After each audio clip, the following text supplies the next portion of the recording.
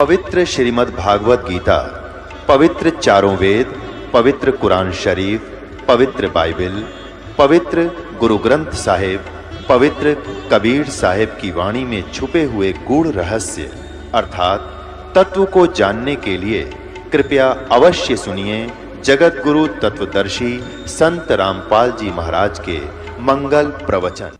तो ऐसे ही पुण्यात्माओं, हम दिन में जैसी रटना लगाएंगे भगवान के भजन की, चिंता, उस नाम के सिमरण की, भगवान के सत्संग की, ज्ञान की, तो हमने सपने भी वही आया करेंगे। तो वो कितना पुण्यकर्मी प्राणी है उस परम पिता का बच्चा के सपने में बिरड़ा के बुद्ध बुद्धा, जो सपने बुद्ध बुद्धा दे राम राम सतनाम जैसे सिमरण दे रखा है। ऐसा कहते हैं सपने में बिरड़ाए कह जाए कोई ले वह नाम, ले दे एक बार नाम यानी स्मरण कर दे तो वाह के पैर की जूती और मेरे तन का चाव। मुझे इतना प्यारा वो बच्चा। कबीर कहता हूँ कई जात हूँ, सुनता है सबको ए, सुमरण से भला होवेगा ना तो भला ना होवे।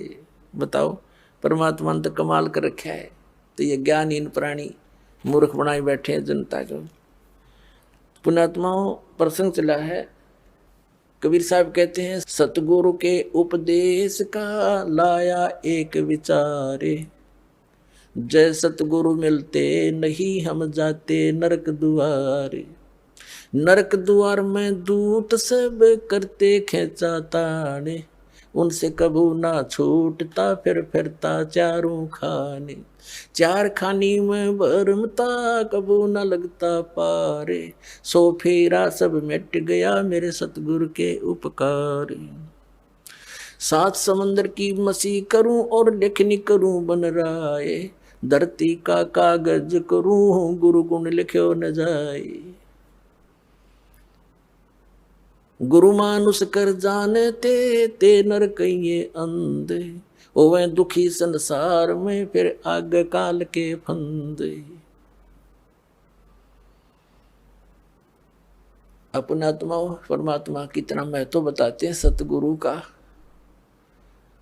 सच्चे गुरु का।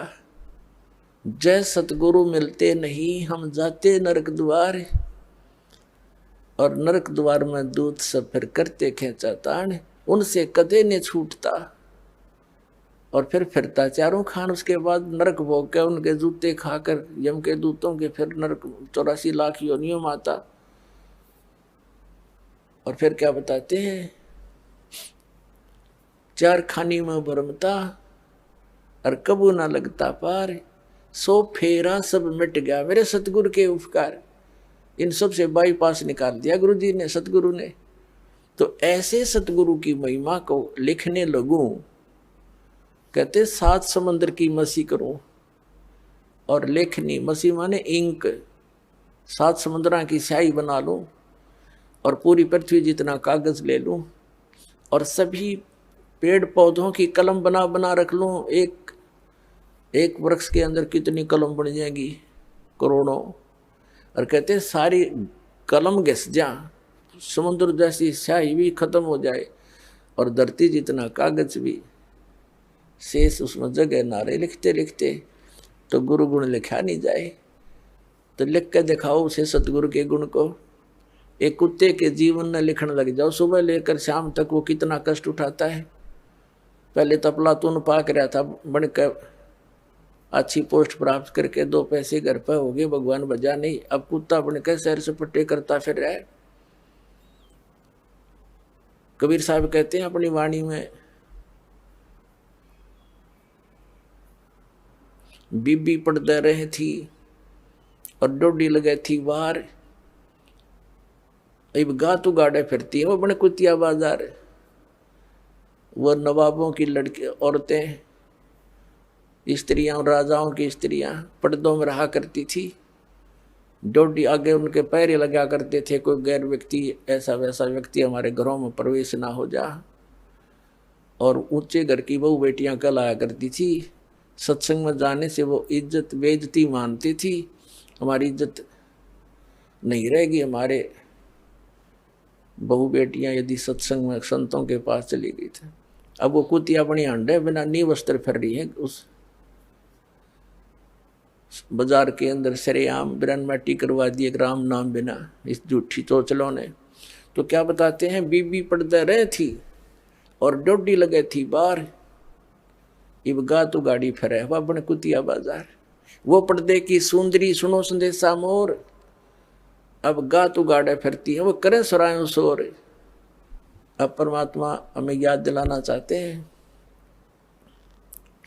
नक बेसर नक पे बनी वो पैरें थी हार हमेल, और सुंदरी से कुतिया बनी सुनो काल के खेल। अब क्या बताया है कि पहले तो वो क्योंकि काजू किशमिश के हलवे खाया करती थी, काजू किशमिश युक्त, और जूठे छोड़ा करती उसको बांदियाँ खाती थी। एक क्योंकि पिछले पुनक्रम की बैटरी चार्ज थी उसकी, उसने खो खंडा खराब कर दिया। आगे कुतिया बन के एक टूक के लिए गलियों में धक्के खाती फिरे, शोर करती फिरी। तो इन दुखों को याद करके पुण्यात्मा परमात्मा याद आवेगा आपके। अभी तो हम अफलातून बन गए क्योंकि हमने जो ट्रेनिंग मिली है संसार से वो तो धन कमाने की ही मिली है, संसारिक परंपराओं को निभाने की ही मिली है। परमात्मा के पाने की तो सतगुरु ही बताते हैं। और सतगुरु फिर क्या बताते हैं, सतगुरु बताते हैं, नाम सोमर ले सुकर्म कर ले, कौन जाने कल की खबर नहीं पल की। नाम सोमर ले सुकर्म कर ले, कौन जाने कल की खबर नहीं पल की। कोडी कोडी माया जोड़ी, इब बात करी छल की। कोडी कोडी माया जोड़ी, बात करे छल की। पाप पुण्य की बांधी पोटरिया, या कैसे हो हल की खबर नहीं पल की। नाम सुमर ले सुकर्म कर ले, कौन जाने कल की खबर नहीं पल की। मात पिता परिवार भाई बंधु, या तरिया मतलब की। मात पिता परिवार भाई बंधु, या तरिया मतलब की। चलती बरिया कोई न साथी, या माटी जंगल की खबर नहीं पल की।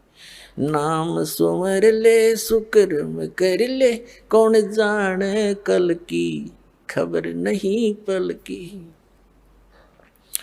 तारों बीच चंद्रमा जो झलके, तेरी महिमा जला झलकी। आज कोई उच्च पोस्ट प्राप्त है, अच्छा कोई राजनेता है या कोई पैसे वाला व्यक्ति है, कहते आज तू अपने पिछले पुण्यकर्मों से अन्य समाज में ऐसे चमक रहा है जैसे तारों के अंदर चंद्रमा, लेकिन भक्ति ना करने से फिर क्या दुर्गति होगी। तारों बीच चंद्रमा जो झलके, तेरी महिमा जला झलकी। तारों बीच चंद्रमा जो झलके, तेरी महिमा जला झलकी। बने कुकरा बिष्टा खावे, बने कुकरा बिष्टा खावे। अब बात करे बल की खबर नहीं पल की। नाम सुमर ले सुकर्म कर ले, कौन जाने कल की खबर नहीं पल की। ये संसार रैन का सुपना, जैसे ओस बूंद जल की। ये संसार रैन का सुपना, जैसे ओस बूंद जल की। सतनाम बिन सब साधना, जैसे गारा दल दल की खबर नहीं पल की। नाम सुमर ले सुकर्म कर ले, कौन जाने कल की खबर नहीं पल की। अंत समय में चले अकेला, तेरे आंसू ने न ढल की। अंत समय जब चले अकेला, तेरे आंसू ने न ढल की। कहे कबीर शरण गए मेरी, हो रक्षा जल थल की, खबर नहीं पल की। नाम सोमर ले शुक्र में कर ले, कौन जाने कल की, खबर नहीं पल की। देख काल ने हमारे साथ कैसा धोखा कर रखा, भगवान याद दिलाते हैं। अब सारा जीवन इसी परिवार पोषण के लिए संसारिक परंपराओं में ही जोड़ जुगाड़ में हम व्यतीत कर देते हैं, और बीच में ही किसी कारण से, रोग के कारण व्यक्ति मृत्यु को प्राप्त होने लगता है, फिर रोता है। तो परमात्मा कहते हैं कि जब तू इस भरे परिवार को छोड़ कर जाएगी आत्मा, तो पछाड़ खा खा रोएगी, क्योंकि जिसके लिए तू यहाँ सारा जीवन खो दिया वो तेरे साथ जा नहीं रहा। आगे तेरे साथ जो वस्तु चाहिए थी वो तुझे तेरे पास है नहीं, तो फिर इतना रोएगी बुरी तरह।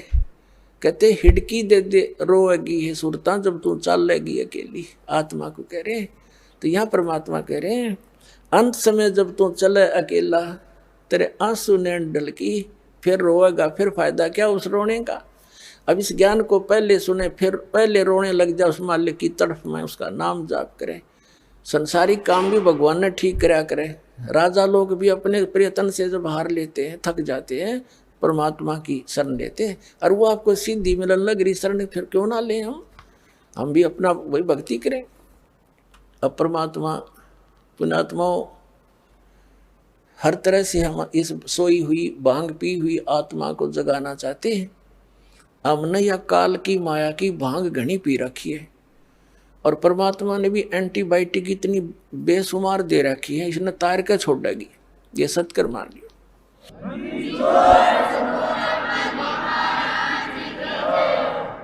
अब क्या बताते हैं, मन ने की कर ले 2 दिन का मेहमान, मन ने की कर ले 2 दिन का मेहमान। देख भगवान आकर रोया हमारे लिए, एक तारा लेकर खड़ा हो जाते थे चौराहे पर, आंखों में आंसू भरकर रोते थे।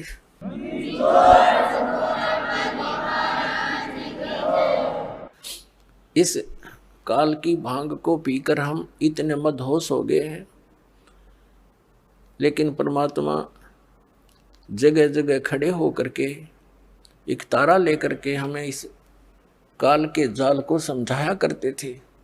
हमारे पास समय नहीं है, क्योंकि हम इस तरह से जोड़ दिए, काल ने इस तरह जुगाड़, इसे फंसा दिए हम इस शरीर में। ये अगर कुछ टुकड़ा डालेंगे तो ये काम करेगा, नहीं डालेंगे तो ये फ्यूज हो जाएगा। तो परमात्मा ने भी ऐसा ही मेथड बता दिया कि तू यू काम भी कर, पर भगवान जरूर बदले। नाम उठत नाम बैठत नाम सोवत जागवे, नाम खाते नाम पीते नाम से ती लागवे। जो साधना हठियो करते वो साधना ठीक नहीं, ये मार्ग ही सही यही था। इससे हमें अपरिचित करवा दिया काल ने। तो क्या बताते हैं परमात्मा, मन ने की कर ले 2 दिन का मेहमान, मन ने की कर ले 2 दिन का मेहमान। जोरू लड़का कुटुंब कबीला, 2 दिन का तन मन का मेला।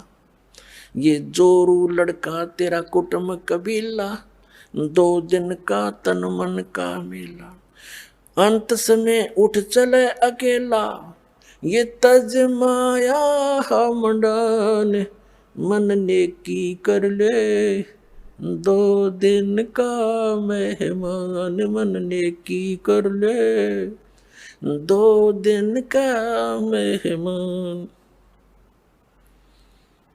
कहाँ से आया कहाँ जावेगा, यो तन छूटे तब कहाँ समावेगा। कहाँ से आया कहाँ जावेगा, तन छूटे तब कहाँ समावेगा। आखिर तुझको कौन कहेगा, गुरु बिन आत्म ज्ञान, मन ने की कर ले 2 दिन का मेहमान, मन ने की कर ले 2 दिन का मेहमान। कौन तुम्हारा सच्चा साईं, झूठी है ये सकल सगाई। परमात्मा कहते हैं तेरा सच्चा मालिक वो सतपुरुष कौन है, और ये जो भी रिश्ते नातों में तू फाइनल होया बैठा है ये तो अस्थाई है, आज मृत्यु होगी कल ये तेरे नहीं है। तो याद दिलाते हैं ये नहीं कहना कह रहे कि न छोड़ छाड़ के एकलो बैठ जाओ, नहीं, इसको जानकर एक काम और शुरू कर दे भक्ति वाला, इसको नागा करे, फिर तेरे सारे काम भी ठीक होंगे और मोक्ष भी हो जाएगा, बहुत आसानी से होगा। कौन तुम्हारा सच्चा साईं, यानी कौन है सही भगवान सच्चा परमात्मा, उसकी परख कर। कौन तुम्हारा सच्चा साईं, झूठी है ये सकल सगाई। कौन तुम्हारा सच्चा साईं, झूठी है ये सकल सगाई।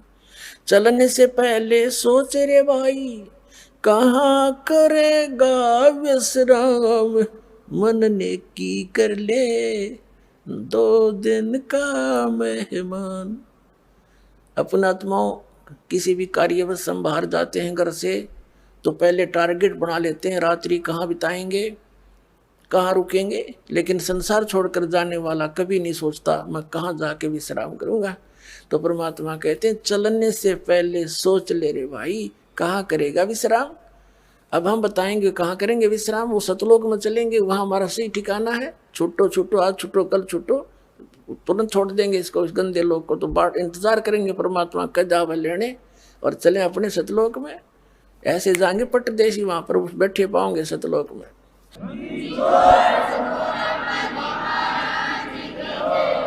रहट माल पन घट जो भरीता, आवे जावे बरे और रीता। हर हट माल पन घट जो भरीता, आवे जावे बरे और रीता। जुगन जुगन तू मरता जीता, करवा ले रे कल्याण, मन ने की कर ले 2 दिन का मेहमान। मन ने की कर ले 2 दिन का मेहमान। 184 की सह तरासा, ऊंच नीच घर लेता बासा। 184 की सह तरासा, ऊंच नीच घर लेता बासा। कह कबीर सब बेटा दूरासा, तू कर मेरी पहचान, मन ने की कर ले 2 दिन का मेहमान। मन ने की कर ले 2 दिन का मेहमान। पुण्यात्माओं, प्रसंग चला, मात पिता मिल जाएंगे, 184 माँ और सतगुरु सेवा और बंदगी, भाई फिर मिलन की ना। अब यहां परमात्मा उसी को दृढ़ कर रहे हैं कि तू कहां से आया और कहां जाएगा। ये तेरा शरीर तो एक दिन जाना ही है, तो फिर तू आगे कहां स्थान प्राप्त करेगा। और फिर बताते हैं कि संसारिक लोग कितने ही आपके अच्छे हैं, चाचे ताऊ रिश्तेदारी, आपके मित्र भी नेक हो सकते हैं, लेकिन वो आपको संसार में जीने की कला ही सिखा सकते हैं, संसारिक क्रियाओं की ही जानकारी दे सकते हैं। एक आपको यहाँ का शिष्ट व्यक्ति तो बना सकते हैं। उसके लिए परमात्मा ने कहा है, कहाँ से आया कहाँ जावेगा, यो तन छूटे तब कहाँ समावेगा। आखिर तुझको कौन कहेगा, गुरु बिन आत्म ज्ञान, मन ने की कर ले 2 दिन का मेहमान। कितनी गहरी बात कही है मालिक ने कि तुझको सतगुरु के बिना, गुरु के बिना ये जानकारी कौन देगा, तू क्या कर रहा है, तुझे करना क्या चाहिए था, वास्तविक भक्ति कौन सी है, तू कहाँ से आया था, यहाँ किस जुगाड़ में जुड़ा बैठा है, इस ज्ञान को सतगुरु बिना तुझे कौन कहेगा। आत्मज्ञान पुण्यात्माओं, एक आत्मज्ञान, एक परमात्म ज्ञान। आत्मज्ञान तो वो है कि हमें ये पता हो कि हम कौन हैं, हम यहाँ क्या कर रहे हैं और कहाँ से हम आए हैं।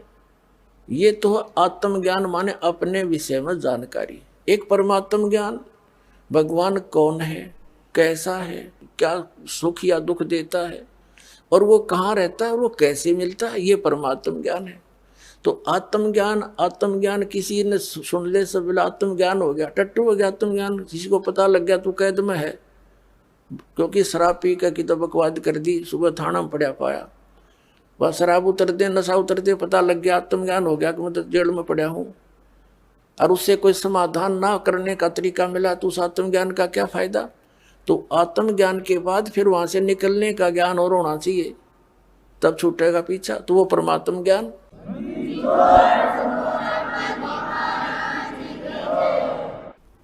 पुण्यात्माओं, सौभाग्य आपका, आप जी का जन्म ऐसे समय में है कि ये संस्कार, ये सारे नंबर, ये सभी पॉइंट एकत्रित होना, उसके लिए परमात्मा कहते हैं लख बर सूरा जोध ही, लख बर सावत दे, लख बर यति जहान में तो सतगुरु शरणा ले। लाखों बार आप बहुत पुण्यात्मा रहे होंगे, युगों युगों में बड़े अच्छे कर्म किए होंगे, बुराइयों से बचे रहे, आपकी महिमा भी खूब हुई होगी, क्योंकि अच्छे आत्मा अच्छे काम करके जाते हैं। चाहे कोई राजनेता बनता है या कोई सूरवीर सैनिक होता है, वो अपने वतन के लिए टुकड़े टुकड़े हो जाता, पीछे कदम नहीं हटाता, उसको सूरवीर बोलते हैं। सूरवीर के अंदर एक गुण और होता है, वो ना अधर्म सहन करता है, ना वो देख सकता है, वो किसी का दुख नहीं देख सकता और उसके लिए स्वयं संघर्षशील हो जाता है। तो यानी परमार्थी व्यक्ति वो होते हैं, कहते हैं लख बर सूरा जूझ ही, लख बर सावत दे। सावत दे पहले, अब तो अभाव हो गया क्योंकि इतनी अच्छी आत्मा नहीं रही। पहले बहुत पुण्यकर्मी प्राणी होते थे, उनका कईयों का तो एक हाथ घुटनों से नीचे तक लंबा होता था, किसी के दोनों ही होते थे, उसको सावत देह बोलते थे। बहुत पुण्यकर्मी प्राणी होते थे, बड़ी नेक आदमी होते थे, वो किसी का बुरा नहीं करते थे, वो इतने शुद्ध विचारों के होते थे। और लख बर यति जहान में, यानी हनुमान जैसे बाल ब्रह्मचारी यति, तब ये सतगुरु शरणा ले, तब ऐसी पुण्यात्माओं को ये मिलता है। लाखों बार ऐसे शुभ संस्कार तुम्हें हो रह चुके होंगे। फिर बताया परमात्मा ने कि कबीर परमात्मा के ज्ञान को सुनकर गोरखनाथ बड़ा ज्ञानी बन गया था, उस बात सुना सुना के, और घने व्यक्तियों को उसने अपने पीछे लगा लिया था। परमात्मा कहते हैं कि ज्ञानहीन प्राणी एक हल्दी की गांठ प्राप्त करके और अपने आप में प्रसिद्ध हो जाते हैं। परमात्मा कहते हैं, धर्मदास जी से कहा था, धर्मदास मेरी लाख दुहाई, ये मूल ज्ञान की तबार न जाई। मूल ज्ञान बाहर जो पढ़ी, अब बिचली पीढ़ी हंस नहीं तरही। तो मूल ज्ञान तब तक छिपाई जब तक ये द्वादश पंथ ना मिट जाए। तो कहने का भाव ये है कि परमात्मा ने उनको ज्ञान अवश्य दिया था, मूल ज्ञान नहीं दिया था। फिर भी गोरखनाथ जी बड़े प्रसिद्ध हो गए थे, वे बड़े विद्वान हैं, बड़ी अच्छी कथा सुनाते हैं, बड़ा ज्ञान रखते हैं। तो परमात्मा ने कहा था कि गोरख से ज्ञानी गणे और सुख दे यति जहान, सीता सी बहु बाहरिया ये संत दूर स्थान। गोरख जैसे ज्ञानी भी बहुत मिल जाएंगे, ये अटपट करनी है, और सुखदेव ऋषि जैसे यति भी बहुत हो जाएंगे। जो राजा जनक ने उसकी परीक्षा ली थी, एक कमरे में एक बहन को भेज दिया था, उस संयमी व्यक्ति ने टच नहीं करने दिया। तो कहते हैं ऐसे भी बहुत व्यक्ति हैं, एक सुखदेव नहीं, सुखदेव जति जहान, कितने कैसी पहान आत्माएं हैं। और सीता जैसी बहुभारिया सीता जी, सती बताते हैं सीता जी ने रावण को टच नहीं करने दिया था, उसने खूब अपने सारे जंतर मंत्र सब बकवादें कर ली थी। तो परमात्मा कह रहे हैं कि गोरख से ज्ञानी गणे और सुख दे यति जहान, और सीता सी बहुभारिया, सीता जैसी सती बहनें बहुत मिल जाएंगी, लेकिन संत दूर स्थान, संतों के घर इससे भी बहुत दूर है। केवल एक ही बात पर सटिल हो जाना, स्थिर हो जाने से लाभ नहीं बनता। तो कहने का भाव ये है, परमात्मा ये कहना चाहते हैं कि जब तक हमें कंप्लीट कोर्स नहीं मिलेगा भक्ति का, तो हमारी सब साधना व्यर्थ है, और वो मिलेंगे सतगुरु से। परमात्मा कबीर जी ने 600 वर्ष पहले कहा था कि वेद मेरा भेद है, मैं ना मिलूं वेदन के माही, और जौन वेद से मैं मिलूं वो वेद जानते नहीं। वो वेद कौन सा है? गीता जी अध्याय नंबर 4 के श्लोक नंबर 32 में गीता ज्ञानदाता कहता है कि जो सच्चिदानंद घन ब्रह्म ने अपने मुख कमल से जो वाणी बोली है, वो सच्चिदानंद घन ब्रह्म की वाणी है, वो कबीर वाणी है। उसमें धार्मिक अनुष्ठानों का कंप्लीट कोर्स है, विस्तार के साथ जानकारी है, वो तत्व ज्ञान है, और उसको भगवान ही देता है। सभी वेदों में प्रमाण है, जैसे ऋग्वेद मंडल नंबर 9 सूक्त नंबर 86 के मंत्र 26-27 में, ऋग्वेद मंडल नंबर 9 सूक्त 82 के 1, 2, 3 में, ऋग्वेद मंडल नंबर 9 और सूक्त नंबर 96 यानी 96 के मंत्र 16 से 20 में, ऋग्वेद मंडल नंबर 9 सूक्त 94 के मंत्र 1 में, ऋग्वेद मंडल नंबर 9 और सूक्त 95 के 95 के मंत्र नंबर 1 में, ऋग्वेद मंडल नंबर 9 सूक्त 20 मंत्र 1 में, ऋग्वेद मंडल नंबर 9 सूक्त 1 मंत्र 8 और 9 में, और अनेकों स्थानों पर। इसमें तो बिल्कुल अनुवाद भी उन इंजीनियरों का करा हुआ जो भगवान को निराकार बताते हैं, इसलिए ये प्रमाण में लेने आवश्यक पड़े। ना तो ढेर सारे प्रमाण है परमात्मा के। इनमें क्या बताया है कि वो कबीर परमात्मा है, कबीर देव है उसका नाम, वास्तविक नाम, और वो ऊपर सतलोक में रहता है, तीसरे मुक्ति धाम में।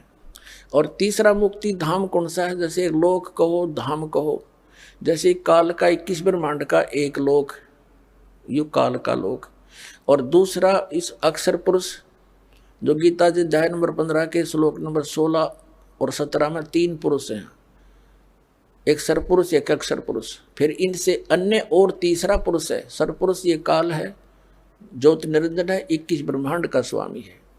इसका 21 ब्रह्मांड का क्षेत्र ये भी काल लोक, काल धाम कहलाता है। और अक्षर पुरुष है, इसके साथ संघ ब्रह्मांड का ये स्वामी है। और उत्तम पुरुष है तो अन्य 15वें अध्याय के 17वें श्लोक में कहा कि इन दोनों से और है वो श्रेष्ठ परमात्मा, उत्तम पुरुष, रियल गॉड, अविनाशी परमात्मा, एवरलास्टिंग गॉड, वो परमात्मा, वो तो इन दोनों सरपुरुष और अक्षर पुरुष से अलग है। गीता अध्याय नंबर 8 के श्लोक नंबर 1 में अर्जुन ने पूछा कि आपने जो 7वें अध्याय के 29वें श्लोक में जिस तत्परम की जानकारी बताई है वो कौन है? तो 8वें अध्याय के 3रे श्लोक में गीता ज्ञानदाता ने कहा वो परम अक्षर ब्रह्म है। गीता ज्ञानदाता ने कहा है वो परम अक्षर ब्रह्म है, तो तीसरा परम अक्षर ब्रह्म है। तो तीसरा जो स्थान है, धाम है, ऊपर का अमरलोक है, जैसे सतलोक, अलखलोक, अगमलोक और अकैलोक है, जिसको अनामी लोक भी कहते हैं। वो सारा क्षेत्र अमरलोक कहलाता है, सारा का सारा। तो तीसरे मुक्ति धाम में ऊपर के अमरलोक में रहता है। फिर उस इन्हीं में ये बताया है कि सतलोक के जो ध्यूलोक है, ध्यूलोक माने तेजों में पृथ्वी है वहाँ सतलोक की, और उसमें परमात्मा एक बहुत बड़े गुम्बद में सिंहासन के ऊपर बैठा है, और सिर पे मुकुट है दाता के, ऊपर छतर है उस मालिक के सफ़ेदी कलर के, सुंदर शरीर है दाता का, और नर आकार है, मनुष्य दृश्य है, उसके एक रोमकूप में करोड़ सूर्य मिराजे करोड़ चंद्रमा, ऐसी रोशनी है। तो कहने का भाव ये है कि वेद बताते हैं वो परमात्मा तीसरे ध्यूलोक के तीसरे पृष्ठ पर, पृष्ठमान स्थान पर विराजमान है, क्योंकि सतलोक के 3 विभाग, 3 पोर्शन हैं। जैसे अपनी दिल्ली राजधानी है, यह एक स्टेट भी है। तो बाह्य जो ग्रामीण क्षेत्र है, फिर बीच का शहर आदि का क्षेत्र है, ये सेकंड समझ लो पोर्शन। और तीसरी हमारी राजधानी, जहाँ प्रधानमंत्री, राष्ट्रपति और असेंबली अपने पार्लियामेंट के लोग रहते हैं, तो वो तीसरा स्थान। ऐसे 3 विभाग हैं सतलोक के भी। तो कहते हूँ तीसरे मुक्ति धाम अपनी राजधानी में विराजमान है। क्या बताते हैं कबीर गरीबदास जी परमात्मा के साथ जाकर सतलोक में उनके यथा स्थान को देखकर वापस आए थे। तब कहा था, श्वेत छतर सिर मुकुट बिराज, देखत ना उस चेहरे नु, गरीबदास ये वक्त जात है, रोवोगे इस पैरे नु। गरीबदास ये वक्त जात है, रोवोगे इस पैरे नु। यानी सत्साधना ना करते, सत्साधना ना करने से वो भगवान के दर्शन कैसे होंगे जिसके सफेद छत्र है ऊपर, और सफेद छत्र सिर मुकुट विराज है, और देखत ना उस चेहरे नु। गरीबदास ये वक्त जात है, रोवोगे इस पैरे नु। इस मनुष्य जीवन का समय, पैरा माने समय, ये हाथ से छूट गया, फिर रोया करोगे कुत्ता बनकर। रात ने कुत्ता कराया करो, उसको याद आता है बात बिगड़ गई सारी। तो अब रोने से क्या बने? परमात्मा कहते हैं, अच्छे दिन पीछे गए गुरु से क्या ना हेत, अब पछताए के बने त्री चिड़िया चुगी खेत।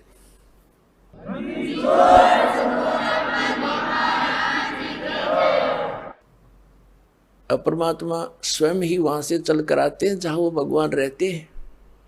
वेद गवाही देते हैं कि वहां से चलकर आता है, एक साधु रूप बनाकर कहीं भी प्रकट हो जाता। 3 प्रकार से परमात्मा हमारी धारण पोषण करता है।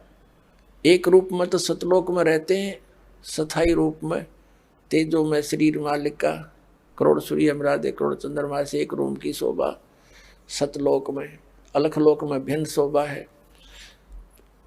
परमात्मा एक ही है, रूप अनेक बना रहा वहां पर। फिर वो परमात्मा वहां से गति करके आता, अच्छी आत्माओं को मिलता है जो दृढ़ भक्त होते हैं। उन दृढ़ भक्तों में से कौन कौन है, किन किन को मिले? आदरणीय धर्मदास साहिब जी को मिले,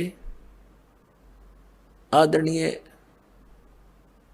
मुल्कदास साहिब जी को मिले, आदरणीय नानक साहिब जी सिख धर्म के प्रवर्तक, आदरणीय नानक देव साहिब जी से मिले, आदरणीय दादू साहिब जी से मिले, आदरणीय गरीबदास साहिब गांव छुड़ानी जिला जज्जर वाले को मिले, आदरणीय गीसा दास साहिब गांव खेखड़ा जिला मेरठ उत्तर प्रदेश वाले को मिले, और अनेकों को मिले हैं। इनका तो मूल प्रमाण हमारे सदग्रंथों में हमारे पास उपलब्ध है। वैसे कोड वर्डों में सांकेतिक बहुत वर्णन और भी मिलता है, जैसे आदरणीय नामदेव जी को मालिक मिले थे आके, क्योंकि हम बच्चे उसी के हैं।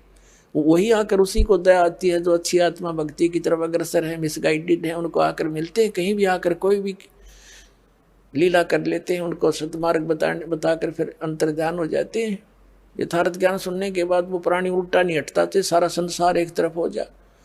और वो आदरणीय परमात्मा भगतमती बहन मीराबाई को मालिक मिले।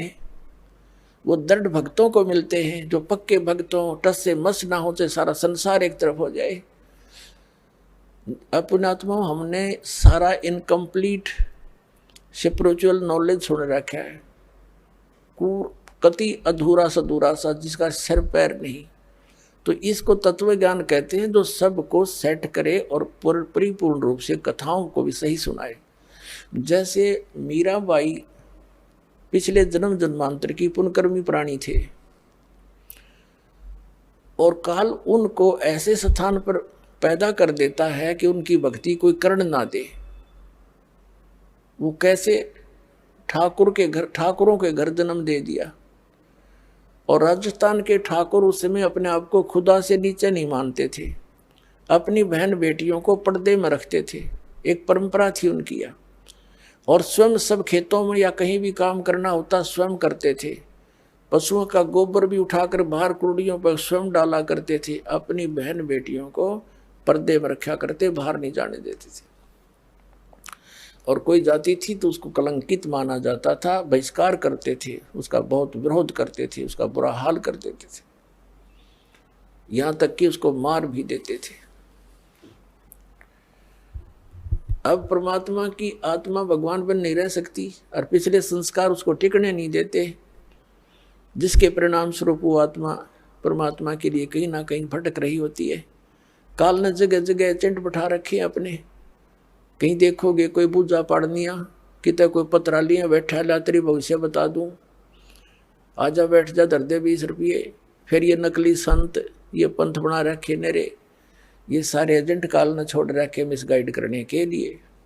एक दयालु दाता हमारा पिता विधाता है, कबीर भगवान गोस्वामी आता है, वो जब ज्ञान देने लगता है तो विरोधी लोग असंख्य होते हैं। वो नकली संतों की जिनकी रोजी रोटियां बंद होने की संभावना हो जाती है, वो जनता को भड़का देते थे, हमें अपने पिता का विरोधी बना देते थे, अपने स्वार्थवश वो नकली, जिस कारण से वो खामियाना अभी तक हम भर रहे हैं, भोग रहे हैं। तो पुण्यात्मा मीराबाई की कसक बहुत ज़्यादा थी भगवान में। उसकी माँ भी धार्मिक थी। माता से उसने पता चला, श्री कृष्ण जी की मूर्ति बना करके वो उसके गुणों से परिचित होकर के भगवान श्री कृष्ण को अपना इष्ट रूप में मानकर पूजा करने लगी। अब जब उसका विवाह करने लगे तो उसकी माँ उसने स्पष्ट कह दिया कि माता मैं दूसरी शादी नहीं कर सकती, मैंने तो ब्याह कर लिया भगवान से। तो नहीं माना, समाज का कारण था, जबरदस्ती उसका ब्याह कर दिया।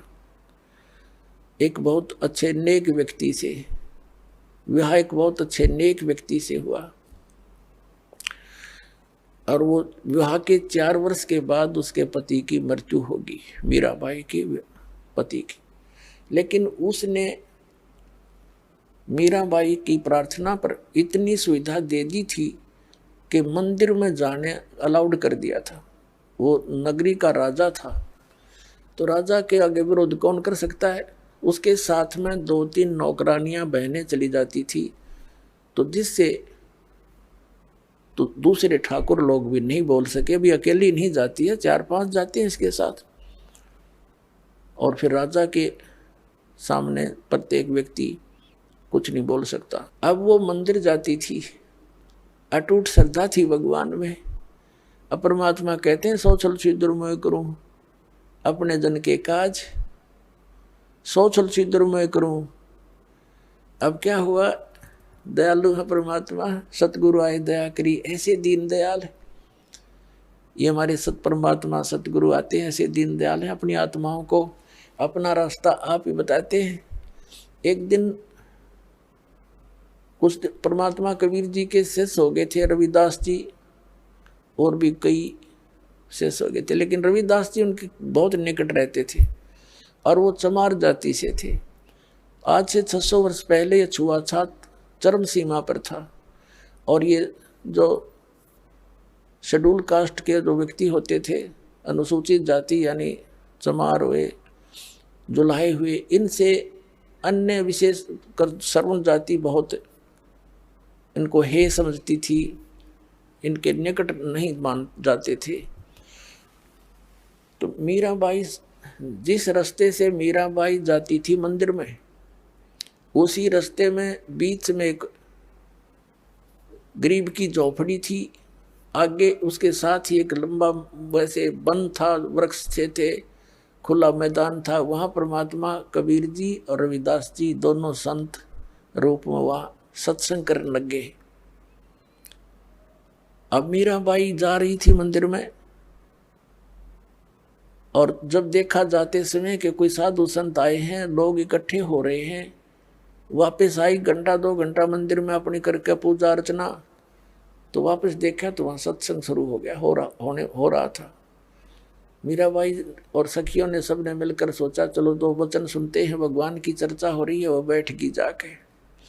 परमात्मा तो आए इसीलिए थे, उस अपनी आत्मा को कहते हैं गोता मारूं स्वर्ग में जा बैठूं पाताल, कह कबीर ढूंढता फिर अपने हीरे मोती लाल। जैसे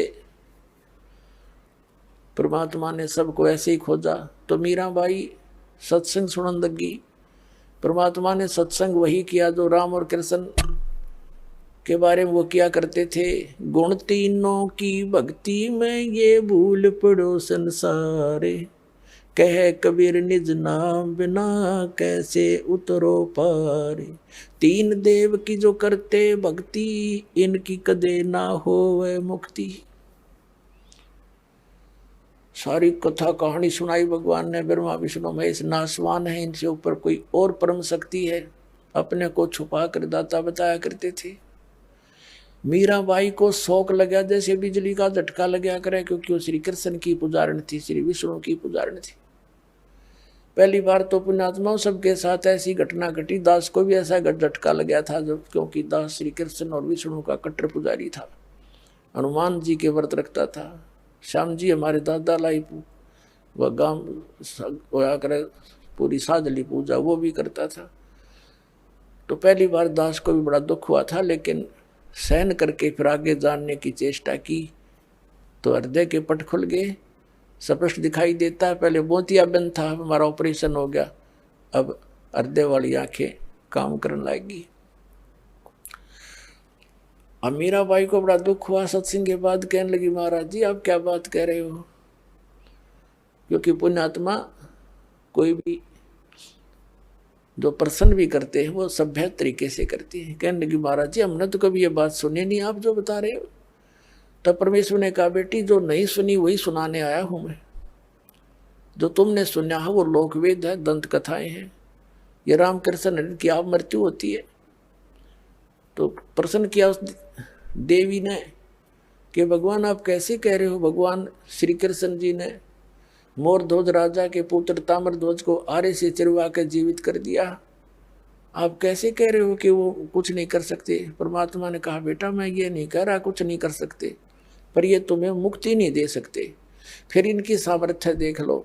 मोरध्वज राजा का लड़का तो श्री कृष्ण ने जाके जीवित कर दिया, क्योंकि उसके सांस शेष थे, उसकी आयु शेष थी, इतना ये कर सकते हैं। ये तो एक जादूगर कर देता है, छोटे मोटे साधु संत कर देते हैं। लेकिन श्री कृष्ण जी जब कहाँ गई थी उनका वो सामर्थ्य, जब उनका सगा भांजा अभिमन्यु महाभारत के युद्ध में चक्रव्यूह में मारा गया था। सुभद्रा का पुत्र जो श्री कृष्ण की बहन थी सुभद्रा, श्री कृष्ण रो रहा था, 500 पांडव रो रहे थे, उनका कुल नाश हो रहा था, तो क्यों नहीं जीवित किया श्री कृष्ण जी ने अभिमन्यु को। अब सुनोगी। फिर पूछा उसने, जी कारण क्या था। कि बेटी अभिमन्यु का प्रारब्ध इतना था, उसकी आयु शेष नहीं थी, और ताम्रध्वज की आयु शेष थी। उसने जाके दिखा दिया ड्रामा, तो सेम गिवा एकदम, क्योंकि मालिक के जो ज्ञान है ये सटीक उदाहरण है। वह घर चली गई तो कहने लगी, जी फिर उसने कहा परमात्मा से, फिर दूसरा प्रश्न किया कि मुझे भगवान कृष्ण साक्षात दर्शन देते हैं, मैं उनसे बातें भी करती हूँ। परमात्मा ने कहा, बेटी तू अपने कृष्ण जी तो पूछ लिए, ये देवता है, ये झूठ नहीं बोला करते, सच्ची बताओगे तेरे को। अब उसने तो रात में नींद आई नहीं, बहुत कसक होगी, तो उनको जैसा भी वो समय कभी प्रकट हुए, श्री कृष्ण जी से पूछा, भगवान आप तो सतोगुण भगवान हैं, आप तो झूठ बोला ही नहीं करते। मैंने ऐसे ऐसे संतों का सत्संग सुना है, मेरे बात जची नहीं उनकी, क्या आपसे भी कोई ऊपर शक्ति है। तो श्री कृष्ण जी ने कहा, मीरा वो शक्ति है, लेकिन वो हमने भी ना मिली, उसकी ट्राई करने की कोई यूज नहीं, हमने खूब सिर पटक लिया, वो देख उसका कोई अता पता नहीं लगता। अब वो उसको तो बड़ा झटका लगा कि वो संत कहते हैं हम उनको दिखा दें और उसका नाम दें, उसकी प्राप्ति करा दें। श्री कृष्ण जी ने इतना मान लिया कि वो है अवश्य। तो वह रात को नींद नहीं आया उस बेटी को। अगले दिन फिर पहुंच गई सत्संग में, वहीं बैठ गई। फिर सारी 2-3 दिन लगातार मालिक सत्संग करते रहे। फिर क्या हुआ, मीराबाई को प्रेरणा हुई कि भगवान मुझे उपदेश दे दो। परमात्मा ने कहा बेटा पहला काम है इस भक्ति मार्ग का प्रथम कदम गुरु होना चाहिए, सतगुरु हो, सच्चा ज्ञान वाला हो। तब मीराबाई ने कहा भगवान दीक्षा दे दो। अब परमात्मा ये देखना चाहते थे, यह ठाकुरों की लड़की, इसमें भगवान की कितनी चाह है। ये परमात्मा को प्रमुख मानती है या समाज को, लोक लाज को। तब मीरा से कहा कि बेटी जाओ। परमात्मा ने कहा, पता था कि वो दीक्षा मांगेगी, इतना ज्ञान सुने पाछे तो पुण्यात्मा का कलेजा हल जाता है। रविदास जी से कह दिया कि तू मीराबाई को नाम दे दिए, प्रथम मंत्र मैंने तुझे बताया, केवल इस को देना, आगे तेरे को आदेश भी नहीं है। और मैं तेरे पास भेजूंगा जब यह दीक्षा लेना आवेगी, और तू इसकी परीक्षा लेना, तब देना इसको नाम। अब वह लड़की ने प्रार्थना की, परमात्मा ने कहा बेटी जाओ उसके पास, वो बैठा महात्मा, वो देंगे तुझे दीक्षा। वो तो गई वहां पर जहाँ संकेत मिल गया, जाकर बैठ गई, एक महाराज जी नाम दे दो, दीक्षा दे दो। रविदास जी कहने लगा बेटी बहन मैं हूँ चमार जाति का और तू है ठाकरा की बेटी। गुरु से नाम लेने के बाद जब तूने लोग जाके यूं कहेंगे तूने किससे नाम ले लिया है, चमार पर नाम ले लिया, इज्जत का नाश हो गया। और जब तेरे मन में दोष आ गया भक्ति खत्म हो जाएगी तेरी, और लोग तेरी बेइज्जती बहुत करेंगे बेटी, तो कोई और देख ले अपना गुरु। तो मीराबाई ने कहा कि महाराज जी मैं आपकी बेटी, आप मेरे पिता, बाढ़ में जाए संसार, मैंने नाम दे दो, मैं पीछा छुटवाना चाहती। तो रविदास जी ने दीक्षा दे दी। अपने आत्मा भक्तों के लक्षण ये होते हैं, वो लोक लाज नहीं करते। कभी परमात्मा की वाणी में भी गरीबदास साहिब बताते हैं, लोक लाज ना कीजिए निर्भय हो रहिए, और यो मन चावे राम को तो दासा तन करिए। कहते हैं लोक लाज ना कीजिए निर्भय हो रहिए, जय मन चावे राम को दासा तन करिए। स्वान स्वरूप संसार है कुछ कर सी नाही, शीस महल को देख करिए भौंक भौंक मर जाही। सत्संगी तजना सत्संगी संगना तज चितराम बसाही। नित्यानंद जी महाराज संत हुए हैं, उन्होंने कहा है कि लोक लाज मर्याद जगत की तृण जो तोड़ बगावे।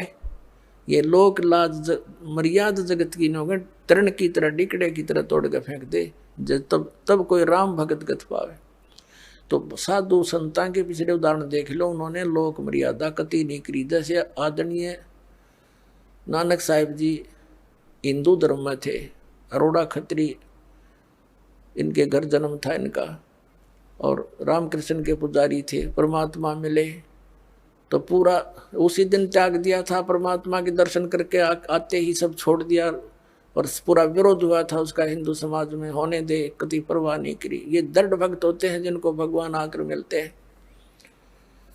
तो मीराबाई ने कहा भगवान मुझे नाम दे दो, आप मेरे पिता, मैं आपकी बेटी, कुछ हो मेरे साथ वो संघर्ष, आप मेरे साथ रहोगे, मैं आप झेलूंगी सब कष्टों को, पर परमात्मा के लिए मैं कुछ भी कर सकती हूँ।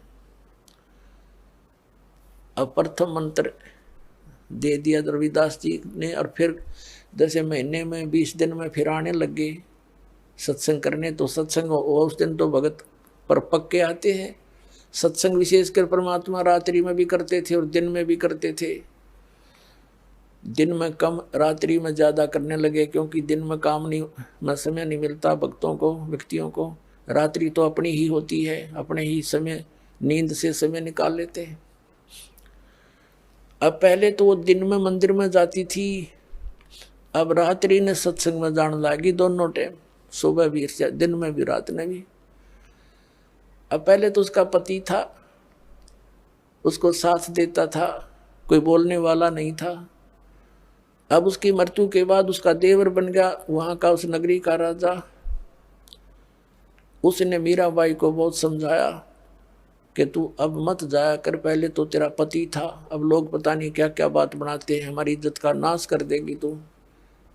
उसने कोई परवाह नहीं करी थी, मंदिर में जाती रही। और फिर लागी और रात ने सत्संग में जान।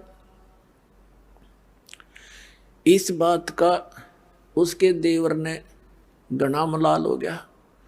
घना दुख मान लिया कि इसको तो मार दे तो अच्छा है, और इसने तो इज्जत का नाश कर दिया। तो क्या किया उसने, क्या किया, एक दिन अपने पुत्र का जन्मदिन रख दिया, रिश्तेदार आए हुए थे, और एक किसी सपेरे से कहा कि ऐसा विषधर ला दे, ऐसा विषयर ला दे सर्प के डंक मारते मर जाए आदमी।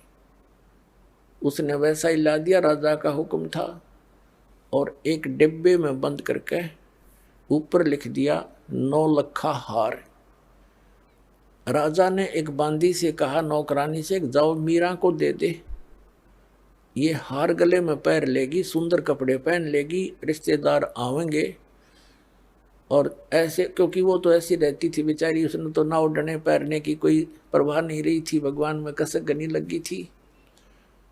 तो उसने कहा कि ठीक से कपड़े पहन लेना, मेरी बेइज्जती ना करवाना, रिश्तेदार ने कहेंगे भाई रहा नहीं उसकी पत्नी को कैसे रखता है, और ये हार पहन लेगी। उसने सोचा था न्यू कि सर्प डस कर इस मर जाएगी, सर्प देगा डस, सारे रिश्तेदार होंगे, सब गवाह हो जाएंगे, एक सांप लड़ गया, भाई हम भी वहीं थे, इसलिए मृत्यु होगी उसकी। इसने चाल तैयार चाली थी। अब वो नौकरानी ने तो जाकर दे दिया, केले मीरा भाई, राजा ने बताया है इसमें एक हार है बहुत कीमती, इसको पहन लेना, और सुंदर कपड़े पहन ले, आज उनका लड़के का जन्मदिन है, दूर दूर के रिश्तेदार आए हुए। मीरा भाई बोली रख दे बेबे, पहन लूंगी। नानू का हाइबा पहन ले, अकमा पहन लूंगी, तो जा। वह चली गई। अब उसने खोला कि ना पैरूंगी तो यूं दुखी करेगा, इन बातों में तो कोई खास आंट भी नहीं मेरा भक्ति की, मेरे लिए तो माटी है, यू हार है, जो कुछ भी है, लेकिन यू बकवादी आदमी दुखी करेगा। तो उसने अपना धोए दाए कपड़े पहन के वो हार गले में पहन के बैठ गई कि जब वहाँ जाएंगे इकट्ठे में चली जाऊंगी, जहाँ इकट्ठा होना है पार्टी में। अब 5-7 मिनट के बाद वो आया, वो तो वो तो ये देखने आया था कि मर्गी होगी, वाई वाह के कह दो सांप लड़ गया, सांप लड़ गया, ये रहा, भागियो भागियो। अब उसने जाकर देखा कि वो मीरा बाई गले में सुंदर हार पहने बैठी। तो कहने लगा कि ये हार कहाँ से लाई, तो कोल्टा मैं जानता था तू रातों जाती है, यही कर्म करने जाती है। वो कहने लगी जी आप भी मुझे जीने देते ना मरने देते, आप ही ने तभी भेजा था, और देख मुझे ही कलंकित कर रहे हो। तो वो कहता मैंने कहाँ, कौन से उसमें कहाँ भेजा था, कि ये डिब्बे में, ये बांदी नौकरानी देकर गई थी। वो डिब्बा देखा कि इसमें क्या था, कि इसमें ये हार था। अब उसने सोचा, बांदी बुलाई नौकरानी कि तू, बोली जी मैं अभी देकर बाहर ही बैठी हूँ, इनके बाहर नौकरानी थी, वो बाहर रहती थी, और यही डिब्बा, और तो उसके पास कोई वस्त्र भी, कपड़ा भी नहीं था विशेष, और कोई पात्र भी ऐसा नहीं था। अब उसने सोचा भाई बड़ी, उसने सोचा सपेरा जादू कर गया मेरी खातिर, वह ना जच्ची उसके, कोई और जादू जंत्र का दे गया होगा। तो जब तो वह बच गई। एक दिन उसने क्या किया कि एक सर्प से एक विष मंगवाया, विष डालकर एक प्याले से, उन्हें सोचा या मरती नहीं, मानती नहीं, इसने इज्जत का नाश कर दिया, जिसको जहर से मार देते हैं। उसको कहा विष, साथ गया तलवार लेकर कि ये जहर पी ले, ये विष है इसके अंदर, या तो इसको पी लेना तेरी गर्दन काटूंगा। तलवार लेकर खड़ा हो गया। मीराबाई ने सोचा मारना तो इसने है ही, तलवार से तो दर्द होगा, विष पे लेती हूँ, आराम से मर जाऊंगी। अब करके मालिक को याद, और विष पीगी सारा। और वो देखा खड़ा खड़ा न्यो का नो चेहरा, 8 घंटे तक बाट देखी दुश्मन ने, वो मरी नहीं, वापस आ गया या वासा होकर। तो परमात्मा कहते हैं मीराबाई को मारन लागे जहर का प्याला प्यारे, पीवत ही अमृत हो लाग्या, हो गया सर्द ही यारे। मन तू पावेगा अपना किया रे, भोगेगा अपना किया रे। भक्ति के अंदर ऐसी शक्ति है, पुण्यात्माओं विश्वास करना इस मालिक पर। ये कथाएं सुना करते थे हम, कथा नहीं थी, ये सच्ची बातें हैं। कहाँ तो विष ने मारना था, कहते हैं पीवत ही अमृत हो गया और हो गया शरद ही यारे। कहाँ तो विष ने बेचैनी पैदा करनी थी और कहते हैं ठंडक सी होगी उस बेटी की अंतःकरण में। अब उसने सोचा भाई ना तो या मारे तो मरती उसके देवर ने, अब इसका के इलाज करो, इसने तो हमारा बट्ठा बैठा दिया इज्जत का। उसने उसकी माँ बुला ली, मीराबाई की उससे कहा कि मौसी तू समझा दे इसने। और माँ की बात बेटी मान लिया करती है। तो माँ ने बहुत समझाया, बेटी देख इधर उधर जाती है, हमारी तकरार होती है, तो अपनी भक्ति यहाँ कर ले। और वहाँ सौ प्रकार से उसने जैसे तैसे माँ बेटी को समझाती है, अपने सारे जंतर मंत्र कर दिए पर वह ना मानी। फिर यहाँ तक कहा कि बेटी हम ठाकुर, और वो चमार जिस तो तू नाम ले आई, इसमें भी हमारी बेइज्जती का मामला है बेटा, तू मत जाया कर वहाँ। तो माता और बेटी का फिर क्या एक कवि के द्वारा बना गया शब्द सुनाते हैं। सत्संग में जाना मीरा छोड़ दे, सत्संग में जाना मीरा, आए मारी लोग करे तकरार, सत्संग में जाना मीरा छोड़ दे।